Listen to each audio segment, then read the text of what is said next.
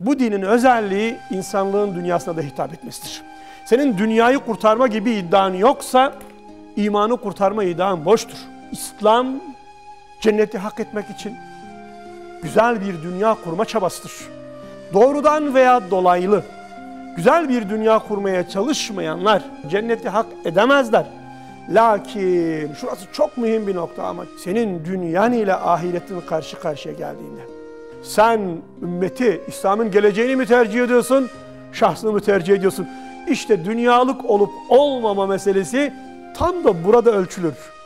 Eğer dünyanla ahiretin karşı karşıya geldiğinde sen dünyaya kul oluyorsan sen dünyalıksın, dünya ehlisin. Yoksa ahiret ehli olmak bir dünya kurmamak değildir. Dünyası olmayan neyi ahirete feda edecek arkadaş? Neyin fedakarı olacak?